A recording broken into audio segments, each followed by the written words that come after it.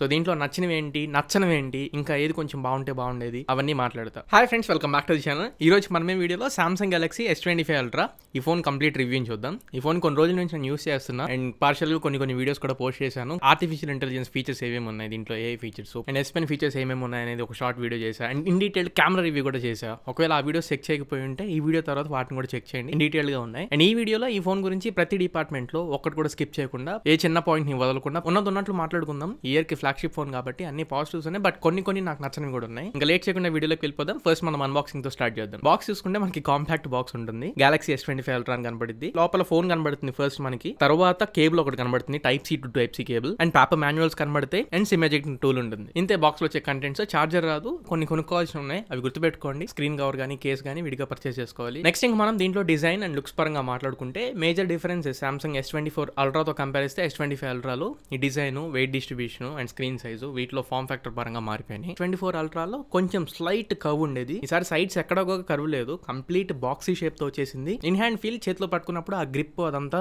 Last generation కంటే కూడా ఈ జనరేషన్ ఇంకా కాన్ఫిడెంట్ గా పట్టుకోగలుగుతున్నాం. మనం టేబుల్ మీద ఫోన్ జస్ట్ ఇలా పెట్టేసినా గానీ స్టడీగా నుంచని పోతుంది. ఈవెన్ పాకెట్ లో ఫోన్ పెట్టుకొని తీసినప్పుడు కూడా ఆ కాన్ఫిడెన్స్ ఉంటుంది. అండ్ S24 అల్ట్రాలో ఎడ్జెస్ మీకు ఒక రిఫరెన్స్ ఇమేజ్ ఇక్కడ వేస్తున్నాను. ఎడ్జెస్ కొంచెం షార్ప్ ఉంటాయి S24 అల్ట్రాలో. ఇందులో కార్నర్స్ కొంచెం రౌండెడ్ గా తీసుకొచ్చారు. పామ్ లో మనం యూస్ చేసుకుంటున్నప్పుడు షార్ప్ ఎడ్జెస్ ఉంటే ఇక్కడ గుచ్చుకుంటూ ఉంటుంది. కొద్దిగా రౌండ్ కార్నర్స్ ఉన్నాయి అనుకోండి, కొంచెం కంఫర్ట్ ఉంటుంది. ఇంకా వెయిట్ డిస్ట్రిబ్యూషన్ పరంగా అయితే S24 అల్ట్రాలో మనకి 232 గ్రామ్స్ ఆఫ్ వెయిట్ తో వచ్చేది, ఇది 218 గ్రామ్స్ తో వస్తుంది. అండ్ ఇంకా బిల్డ్ క్వాలిటీ పరంగా అయితే సైడ్ మొత్తం కూడా ఇది టైటానియం ఫ్రేమ్ తో వస్తుంది, మొత్తం మెటల్ బాడీ. బ్యాక్ సైడ్ మీకు గ్లాస్ బాడీతో వస్తుంది, ప్రొటెక్షన్ మెన్షన్ చేయలేదు, బట్ ఫ్రంట్ మాత్రం Corning Gorilla glass armour 2 protection తో వస్తుంది. లాస్ట్ జనరేషన్ S24 అల్ట్రాలో ఆర్మర్ ప్రొటెక్షన్ ఉండేది, ఈసారి ఆర్మర్ 2 ప్రొటెక్షన్ ఇస్తున్నారు. ఏ గ్లాస్ అయినా పడితే పగిలిది, అది గుర్తుపెట్టుకోండి, వీళ్ళు ఏదో చెప్తున్నారని కాదు. అలానే ఫ్లాగ్షిప్ ఫోన్ కాబట్టి ఆబ్వియస్ గా కంప్లీట్ IP68 వాటర్ రెసిస్టెన్స్ ఉంటుంది. So design, build quality and comfort మూడింటి పరంగా చెక్ లిస్ట్ అయితే ఇచ్చేవచ్చు. నెక్స్ట్ ఇంక ఇప్పుడు మనం పర్ఫార్మెన్స్ గురించి మాట్లాడుకుందాం. ఇందులో స్నాప్డ్రాగన్ 8 ఎలీట్ ప్రాసెసర్ తో వస్తుంది. ఫ్లాగ్షిప్ ప్రాసెసర్ ఇది, వంక పెట్టాల్సిన అవసరం లేదు. పర్ఫార్మెన్స్ పరంగా అయినా, డే టు డే యాక్టివిటీస్ కైనా ఎక్కడ మనకి ఇబ్బంది ఏం లేదు. కాకపోతే టెక్నికల్ స్కోర్స్ వీటి పరంగా నేను చెక్ చేసినప్పుడు నా అంచనాకైతే ఇది అందుకోలేకపోయింది. ఇదే రేట్లో వస్తున్న మిగతా వాటిలో చూసుకుంటే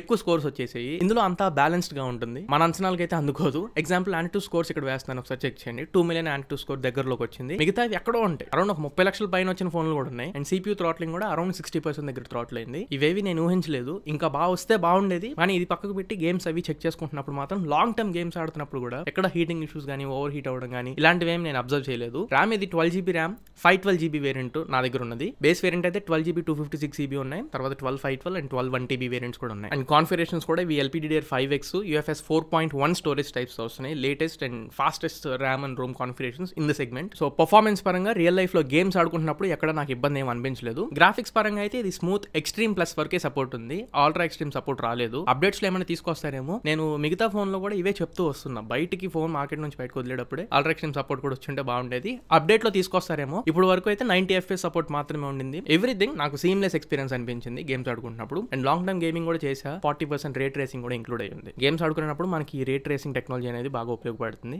అది ఇన్బిల్ట్ ప్రాసెసర్ లెవెల్ అనమాట. నేను BGMI ఆడుతున్నప్పుడు అయితే నాకు గేమింగ్ లెవెల్లో ఎక్కడ ఇబ్బంది అనిపించలేదు. గేమ్స్ అయితే పర్ఫెక్ట్ ఉంది, కాకపోతే ఆ అల్ట్రా ఎక్స్ట్రీమ్ 120 FPS సపోర్ట్ కూడా వీళ్ళని త్వరగా ఇస్తే బాగుంటుంది. ఇందులో vapour chamber cooling system use చేశారు, కూలింగ్ టెక్నాలజీ పరంగా. లాస్ట్ జనరేషన్ S24 అల్ట్రాతో కంపేర్ చేస్తే 40% దాని సైజ్ పెంచారు, 40% better vapour chamber cooling system ఉంది. నేను గేమ్స్ విషయం పక్కకు పెట్టేస్తే కెమెరాస్ కూడా, నేను X200 Proతో కెమెరాస్ చెక్ చేసుకుంటున్నప్పుడు అది బాగా హీట్ అయింది. ఇందులో మాత్రం టెంపరేచర్స్, నేను లాస్ట్ టైం దాని రివ్యూలో కూడా చెప్పా, దీంట్లో టెంపరేచర్స్ మాత్రం సటిల్డ్ గా ఉంది. వీడియోస్ కూడా నేను హై ఎండ్ వీడియోస్ అవి రికార్డ్ చేశా. ఇందులో ultra HD log videos 4K 8K ఇవన్నీ ఉన్నాయి, అవి కెమెరా సెక్షన్ లో మళ్ళీ మాట్లాడతా. బట్ ప్రస్తుతానికి నేను కెమెరాస్ యూస్ చేస్తున్నప్పుడు కూడా ఫోన్ అయితే ఎక్కడ హీటింగ్ అయితే అవ్వట్లేదు, థర్మల్స్ అన్ని కూడా మంచిగా బ్యాలెన్స్డ్ గా ఉన్నాయి. నెక్స్ట్ ఇంకా దీంట్లో మెయిన్ ఫీచర్స్, ఈ పర్ఫార్మెన్స్ ఇవి పక్కకు పెట్టేస్తే AI ఫీచర్స్ అనే చెప్పాలి. రిమైనింగ్ అన్ని ఫీచర్స్ ఒక పక్కన అయితే ఈ AI ఫీచర్స్ మాత్రమే స్టాండ్ అవుట్ అయి నుంచి ఉంటాయి. వీడియో మధ్యలో వచ్చినందుకు సారీ, మనం 1,50,000 సబ్స్క్రైబర్స్ కి చాలా దగ్గరగా ఉన్నాం. ఒకవేళ మీకు కంటెంట్ వర్త్ అని మీరు ఫీల్ అయితే, ఛానల్ కి కొత్తగా వస్తే మాత్రం ఖచ్చితంగా సబ్స్క్రైబ్ బటన్ హిట్ చేసి మన ఛానల్లో జాయిన్ అవ్వండి. ఇంకా మంచి క్వాలిటీ అండ్ ఆనెస్ట్ వీడియోస్ మీ ముందు తీసుకొస్తూ ఉంటాను. నాకు పర్టికులర్లీ నేను 15 Pro Max యూస్ చేస్తున్నా, అందులో AI ఫీచర్స్ ఉంటాయి, బట్ అవి డే టు డే యాక్టివిటీస్ లో నాకు అంత యూస్ఫుల్ గా యాక్యురేట్ గా అనిపించవు. ఇందులో మాత్రం 2 గుడ్ ఉన్నాయి. నేను కొన్ని కంపారిజన్ వీడియోస్ కూడా చేస్తాను, AI ఫీచర్స్ రెండింటిలో ఎలా ఉన్నాయని చెప్పి, అక్కడ ఇంకా మీకు బాగా తెలుస్తుంది. ఇందులో మెయిన్లీ Gemini ఫీచర్స్, నేను AI ఫీచర్స్ అన్నిటి గురించి ఒక వీడియో చేశా. మోస్ట్ పవర్ఫుల్ థింగ్ నాకు బాగా నచ్చింది ఈ ఫోన్ లో AI ఫీచర్స్. అండ్ పోర్ట్ ఇందులో Type C 3.2 జనరేషన్ పోర్ట్ తో వస్తుంది. డైరెక్ట్ గా మీరు డిస్ప్లేస్ లాంటివి కూడా కనెక్ట్ చేసుకోవచ్చు, డైరెక్ట్ డిస్ప్లే షేరింగ్ ఉంటుంది, కాస్టింగ్ చేసుకోవచ్చు. అలానే ఎల్గాటో లాంటి క్యాప్చర్ కార్డ్ డివైసెస్ యూస్ చేసుకుని కూడా 4K లో మీరు లైవ్ స్ట్రీమ్ చేసుకోవచ్చు. అండ్ హార్డ్ డిస్క్లు, SSDలు, పెన్ డ్రైవ్స్ ఇట్లాంటివి ఏమైనా ఉన్నా కానీ నేను చెక్ చేశాను ఆల్రెడీ. ఇది 1 TB SSD అయినా డిటెక్షన్ లో కానీ ఫాస్టర్ డేటా ట్రాన్స్ఫర్ స్పీడ్స్ లో కానీ ఎక్కడ ఇబ్బంది పెట్టకుండా మీకు స్పీడ్స్ అయితే ఉంటాయి. నెక్స్ట్ ఇంకా networking, signal reception and wifi speeds వీటి పరంగా మాట్లాడితే ఇది అవుట్ ఆఫ్ ది బాక్స్ దీంట్లో 17 5G బ్యాండ్స్ తో వస్తుంది. నెట్వర్క్ పరంగా కాల్స్ పరంగా సిగ్నల్స్ డ్రాప్ అవ్వడం కానీ ఇట్లాంటి పరంగా నాకు ఎక్కడ ఇష్యూస్ నేను ఫేస్ చేయలేదు. నేను జియో అండ్ ఎయిర్టెల్ రెండు యూస్ చేసా. 5G కాన్స్టెంట్ గా ఉంటుంది, కాన్స్టెంట్ గా నిలబడుతుంది. డ్రాబ్యాక్స్ అయితే ఏమీ లేవు. వైఫై కూడా వైఫై 7 వర్షన్ తో వస్తుంది out of the box. Wifi 6E and wifi 7 రెండు సపోర్ట్ ఉన్నాయి. అండ్ అల్ట్రా బ్యాండ్ ఫీచర్ కూడా ఉంది. బ్యాండ్ విడ్త్ కొద్దిగా అప్ అండ్ డౌన్ ఉన్నా కానీ కాన్స్టెంట్ వచ్చినప్పుడు ఈ ఫీచర్ మనకు బాగా ఉపయోగపడుతుంది. ఇలాంటి ఈ నెట్వర్కింగ్, సిగ్నల్స్ వీటి పరంగా మాత్రం ఆల్మోస్ట్ మాక్సిమం కేర్ తీసుకుంటారు, ఎందుకంటే ఫ్లాగ్షిప్ డివైసెస్ కాబట్టి. అండ్ దీంట్లో నేను చూసిందల్లా VoNR సపోర్ట్ నాకు ఎక్కడ కనపడలేదు. Voice over news radio maybe update లోనే లేదా ఏం నాకు అర్థం కాదు. బట్ కొన్ని డేస్ నుంచి యూస్ చేస్తున్నా. VoLTE కనబడుతుంది, బట్ VoNR సపోర్ట్ నాకు జియో అండ్ ఎయిర్టెల్ లో కనిపించలేదు. అండ్ ఇంకొకటి మనకి స్టాక్ డైలర్తో ఉండిద్ది. సామ్సంగ్ వాళ్ళ ఓన్ డైలర్ ఉండిద్ది. అనౌన్స్మెంట్స్ లేకుండా కాల్స్ అయితే రికార్డ్ చేసుకోవచ్చు. లైవ్ ట్రాన్స్లేషన్ కూడా ఉండిద్ది. AI ఫీచర్స్ ఇది మీకు తెలిసే ఉండిద్ది. అండ్ కొత్తగా ఇప్పుడు నౌ బార్ అని చెప్పి తీసుకొచ్చారు. ఈ నౌ బార్ లో ఒకవేళ మనం ఏదైనా బ్యాక్గ్రౌండ్ లో టైమర్ నడుస్తున్నా, మ్యూజిక్ ఏదైనా ప్లే చేస్తున్నా, లేకపోతే యూట్యూబ్ ప్రీమియం లో ఉండి మీరు యూట్యూబ్ ప్రీమియం బ్యాక్గ్రౌండ్ లో మ్యూజిక్ రన్ చేస్తున్నా, జనరల్ గా ఐఫోన్ లో డైనమిక్ ఐలాండ్ లో మనకి ఒక యాప్ ఫీచర్ కనబడుతుంటుంది. బట్ ఇందులో మీకు మల్టిపుల్ యాప్స్ సైమల్టేనియస్ గా బ్యాక్గ్రౌండ్ లో ఏవేవైతే రన్ అవుతున్నాయో అవన్నీ మనం ఇక్కడ నౌ బార్ లో చూడొచ్చు. అదొకటి నాకు బాగా అనిపించింది. ఇంకా IR బ్లాస్టర్, NFC వీటి పరంగా మాట్లాడితే ఇది రిమోట్ కంట్రోల్ లాగా యూస్ చేసుకోవడానికి IR బ్లాస్టర్ అయితే ఉండదు, బట్ NFC ఉంటుంది. Tap to pay feature use చేసుకొని మీరు కాంటాక్ట్ లెస్ పేమెంట్స్ చేసుకోవచ్చు. సో NFC అయితే మీకు పక్క మంచిగా ఉపయోగపడుతుంది. నెక్స్ట్ ఇంకా ఇప్పుడు మనం ఈ ఫోన్ లో నా ఫేవరెట్ మెయిన్ ఫీచర్ డిస్ప్లే గురించి మాట్లాడుకుందాం. ఇందులో 6.9 inch Quad HD plus display, dynamic AMOLED 2X display. ఇది LTPO ప్యానల్ 0Hz నుంచి 120Hz కి ఆటోమేటిక్ గా స్విచ్ అవ్వగలదు. HDR10+ కి సపోర్ట్ చేస్తుంది. అండ్ ఫింగర్ ప్రింట్ సెన్సర్ కూడా in display ultrasonic finger print sensor తో వస్తుంది. కొత్తగా వీళ్ళు విజన్ బూస్ట్ అని చెప్పని కొత్తగా యాడ్ చేశారు. అండ్ యాంటీ రిఫ్లెక్షన్ స్క్రీన్ అని చెప్పని పిలుస్తున్నారు.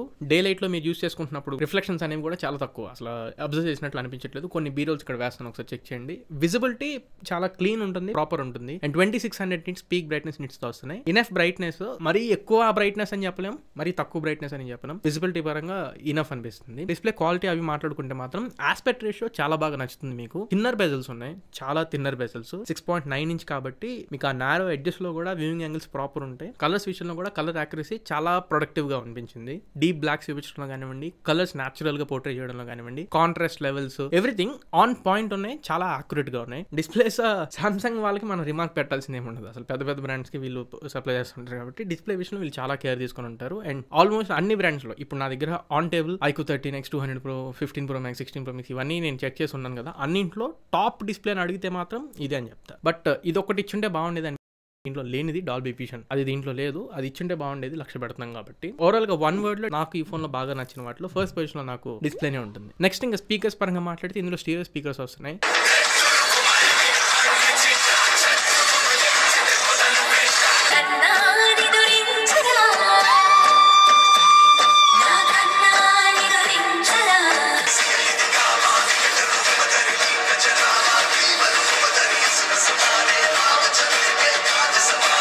AKG వాళ్ళతో కలిసి వీళ్ళు రిఫైన్ చేస్తారు, స్పీకర్స్ ని ట్యూన్ చేస్తారు. చాలా మంచి అవుట్పుట్ ఉంటుంది, ఈవెన్ లౌడ్ ఉంటుంది. నేను సేమ్ ఇందాక చెప్పినట్లే నా దగ్గర ఉన్న కాంపిటేటివ్ ఫోన్స్ తో కంపేర్ చేస్తే ఇందులో చాలా లౌడ్ ఉంది స్పీకర్స్. అండ్ స్పీకర్స్ ప్రీమియంనెస్ కూడా చాలా బాగుంది. ఆ ఫైన్ ట్యూన్ చేసింది కూడా మనకు అర్థమవుతుంది. BGM ఆడేటప్పుడు కూడా బ్యాలెన్సింగ్ మనకి ఎటు నుంచి స్టెప్స్ వస్తున్నాయి ఏంటి అనేది క్లియర్ గా మనం వినొచ్చు. దీంట్లో డాల్బీ అట్మోస్ కూడా ఉంది. స్టీరియో స్పీకర్స్ తో పాటు మీరు హెడ్ ఫోన్స్ లాంటివి ఏమైనా కనెక్ట్ చేసుకున్నప్పుడు ఇంకా క్లియర్ గా వినొచ్చు. డాల్బీ అట్మోస్ ఆఫ్ చేసుకున్నానికి ఆన్ చేసుకున్నానికి నక్కకి నాగలో కనుకున్నంత తేడా కనబడుతుంది. నెక్స్ట్ ఇంకా ఇప్పుడు దీంట్లో కెమెరాస్ గురించి మాట్లాడుకుందాం. ఇక్కడ నేను తక్కువ మాట్లాడుతాను, ఎందుకంటే డెడికేటెడ్ కెమెరా రివ్యూ చేశాను. ఆ వీడియోని మీరు చూడండి. కెమెరా రివ్యూ ఎఫర్ట్స్ వేస్ట్ అవ్వకూడదు. ఈ వీడియోలో అయితే కెమెరాస్ ఒకసారి చూసుకుంటే ఇందులో 200 మెగాపిక్సెల్ ప్రైమరీ కెమెరా కనబడుతుంది. అండ్ 50 మెగాపిక్సెల్ వైడ్ యాంగిల్ ఇస్తున్నారు. ఇంతకు ముందు 50 మెగాపిక్సెల్ ఉండేది, 10 మెగాపిక్సెల్ ఉండేది. ఇప్పుడు 50 megapixel wide angle camera and 50 megapixel periscope lens వస్తున్నాయి. 10 మెగాపిక్సెల్ టెలిఫోటో లెన్స్ ఉంటాయి. ప్రైమరీ కెమెరా ఫంక్షనాలిటీ అంటే మీ అందరికీ తెలిసే ఉంటుంది, అది చెప్పక్కర్లేదు.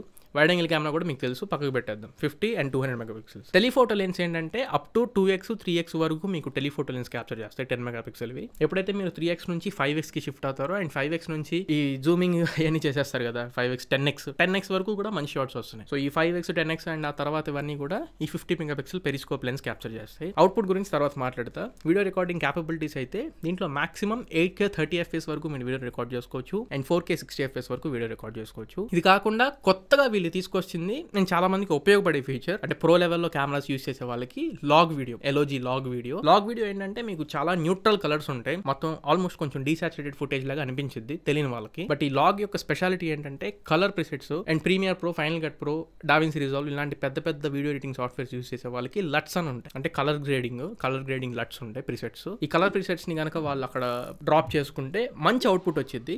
ఏ కలర్ ని పాప్ చేయాలి, ఏ కలర్ ని కొంచెం తగ్గించాలి, ఫైన్ గా వాళ్ళే ఒకళ్ళు కలర్ గ్రేడ్ చేయాలనుకున్న కలర్ గ్రేడ్ చేసుకోవచ్చు. ఓవర్ ఎక్స్పోజర్స్ కానివ్వండి, లైట్ లెవెల్స్ కానివ్వండి, అన్ని చాలా న్యూట్రల్ గా వస్తాయి. మీకు ఏ పాయింట్ కావాలనుకుంటే ఆ పాయింట్ ని ఎత్తి చూపించుకోవచ్చు, అంటే ఎడిటింగ్ లో చేసుకోవచ్చు. కంప్లీట్లీ ఇది ఎడిటింగ్ వాళ్ళకి బాగా ఉపయోగపడే ఫీచర్. బెస్ట్ పార్ట్ ఏంటంటే లాగ్ వీడియోని కూడా మీరు 8K 30 FPS లో లాగ్ వీడియో దీంట్లో రికార్డ్ చేసుకోవచ్చు.